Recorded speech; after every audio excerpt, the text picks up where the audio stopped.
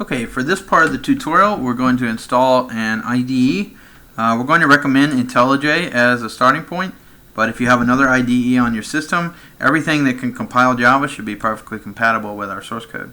So we'll go to the GitHub page, the wiki, developer docs, development environment, and you'll see a link to IntelliJ IDEA Community Edition.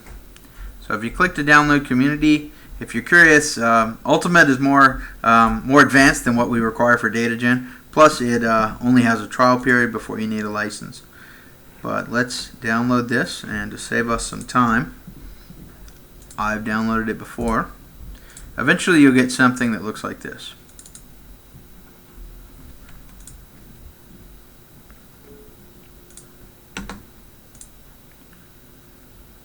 Okay, and the default options here should be just fine. While that's extracting, one thing we need to get ready for, right? So if we go back to the GitHub site,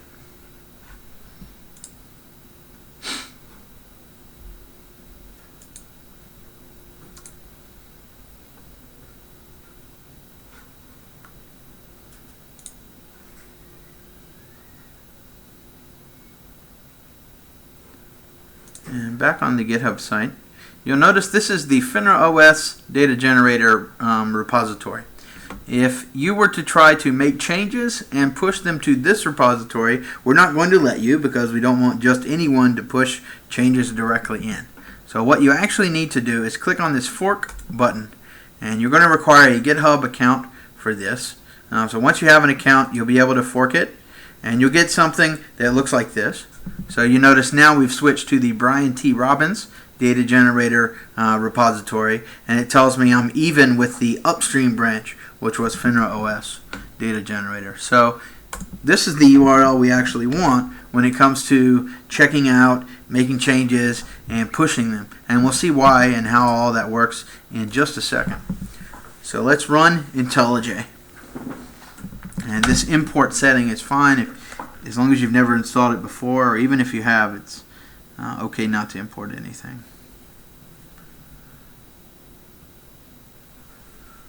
Alright, so we can tell it to check out from version control. I like to use just the Git feature here, but there's also a GitHub where you can add a little more information. And we'll paste in that repository of my fork of DataGenerator. As far as where to place this, obviously you can choose where you want to put it on your own system. I'm just going to use a folder called Projects. And it's going to call it DataGenerator, the name of the project itself, which is totally fine. Now, one interesting difference between Git and the other version control systems that you might have heard of, like CVS and Subversion, is that Git clones the entire repository, every change set, every branch in the history of the project, not just the current version. And that makes life a little easier when it comes to merging your stuff back into some other branch or some other repository. We know every change you've made, and we know how it maps to every change other folks have made, so it makes life a little easier to merge down the road. So IntelliJ picked up on the fact that we have a Maven project, and we use a project object model or POM file to declare a lot of things about how our build process works and the dependencies that we have. So it will begin to import some things about our file, and this may take quite some time the first time that you do it.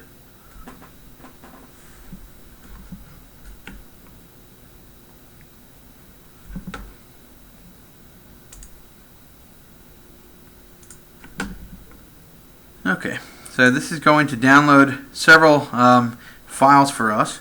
Let's go back again to our fork. And this, at the top level, we sort of have a parent module. If you click on this pom.xml, just while this is downloading, you can see we've defined several submodules. So let's go back again and dive into the main one of these, which is called DGCore. DGCore has its own POM file. If we look there, we'll see all the dependencies. These are Java libraries that we use inside of DGCore. Log4j for logging, JSON for serialization, and so forth. If you need your own dependency, what you can do is go out to the Maven Central repository, and find it. So let's say we were being circular here and we wanted to include DataGen. You can get the coordinates here.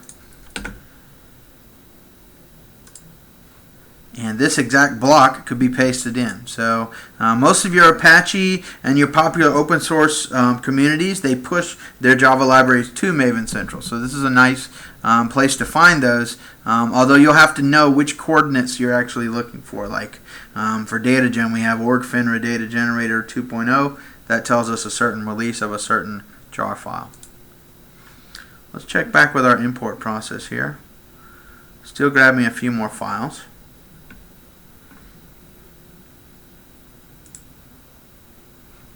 While we've got a moment, another thing to mention. So inside of this Maven POM file, what you see here is all about dependencies. Let's go back to that parent at the top level. And this parent POM file, this one is more, so all of the rules and all of the content here is being enforced on every submodule, right? So if we tell it this is version 2.1 snapshot, this is inherited by all of the submodules unless it's explicitly overridden, which we would try to avoid. So similarly for all the developers and the source control information. Well, the interesting parts of this are underneath this build plugins section. So we're doing things like code coverage. If you write unit tests, which we've written many unit tests for this, and we want to run them against the latest version of the software and show how well covered our code is, right? So that plugin is here. Compiling, so we tell it to use Java 7.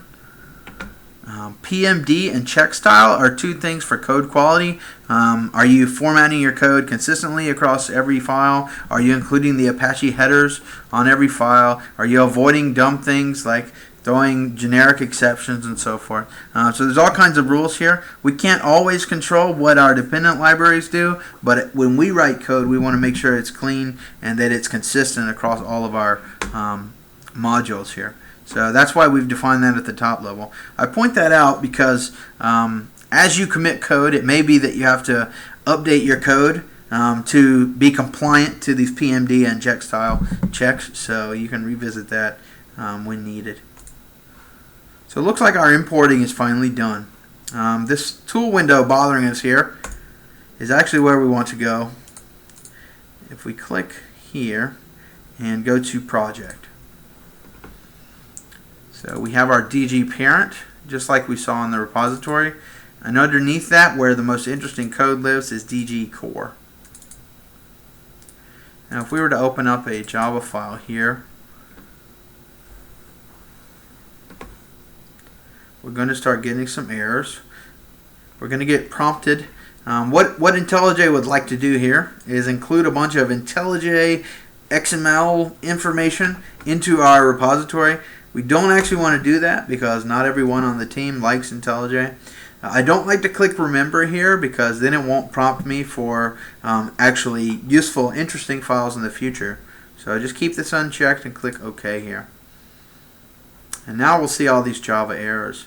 So we haven't told IntelliJ about the tools that we installed earlier, so let's do that. We click to set up the SDK. Configure and the plus sign for JDK. Now we need to remember where our Java JDK was installed. If you use the default location, it should be something like this. And that should be picked up by IntelliJ successfully.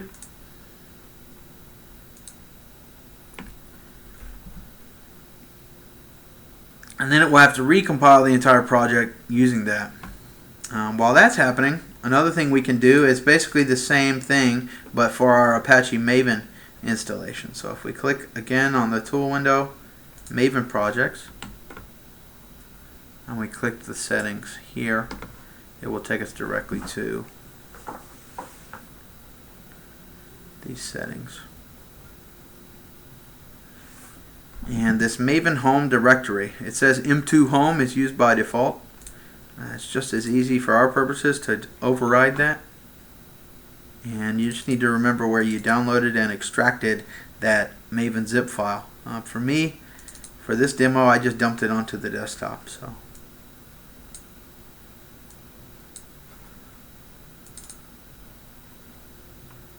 find that folder.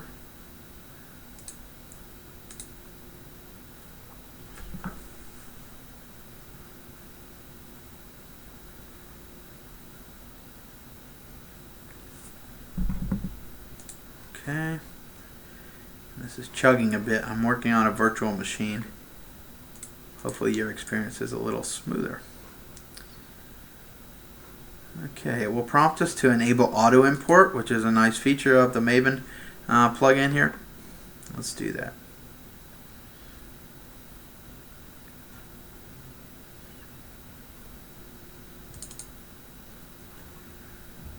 Okay, and this progress bar is still wrapping up the recompile with Java. Hopefully we're getting rid of these Java errors. Good deal.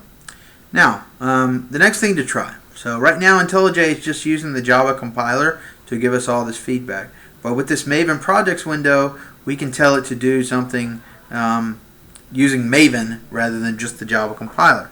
Why that's interesting is because Maven incorporates all of our check style and PMD checks, which are going to be important if you're trying to commit code back to the main repository. Right? So if we go to the parent POM project and we click on install,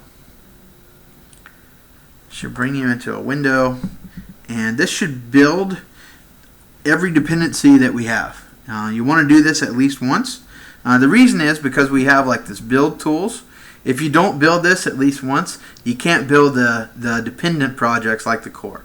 So it makes sense the first time you checked out the code to install the parent POM one time and make sure that succeeds before you move forward. Okay, so you saw our unit tests are running, PMD and check style are running, and it's going to repeat that process, all of those default plugins for every module that we have. So this takes a bit of time.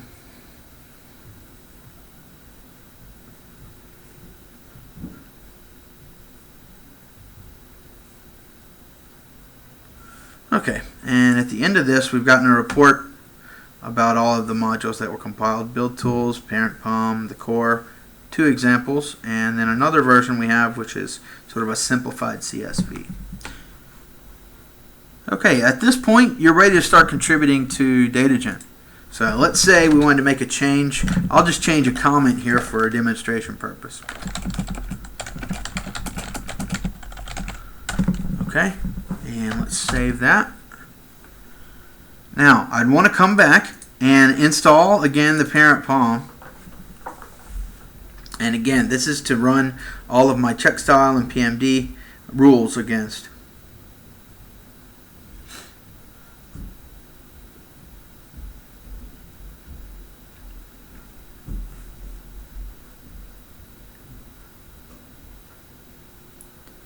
And hopefully we know that this comment shouldn't have interfered with any of those rules or any of the Java processes. So hopefully we're pretty straightforward here.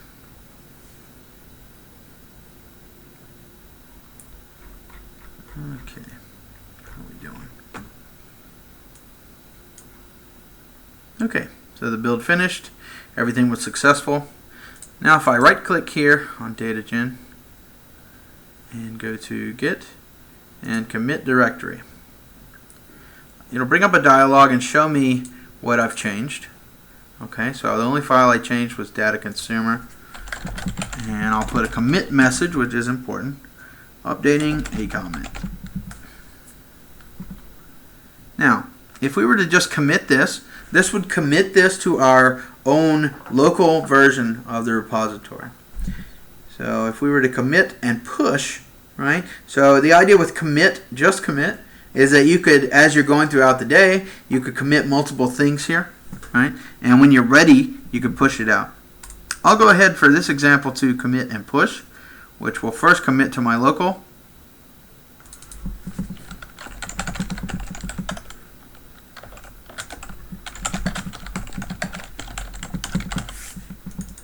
Actually, my name, I'll put my proper name there.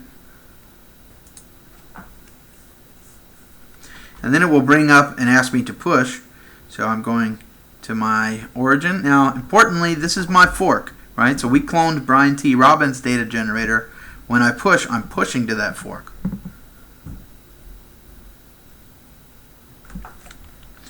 And here it wants my GitHub credentials.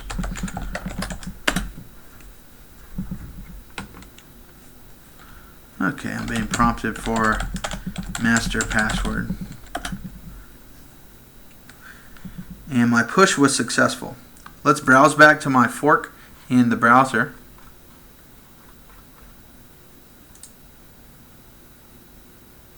This is Brian T. Robbins' data generator. And it notes that I authored a change a minute ago. If you were to click here, you can see my comment. Now let's say that this comment was really important and we want to merge it into the master version of this. One thing we can do is to create a pull request with the details about this. Okay, and that's how you can contribute all the way back to DataGen. Hopefully we've shown all the steps necessary. There might be some variations depending on what you're trying to do, the contribution that you'd like to make. So we'll take those as they come, and feel free to reach out to us with any questions.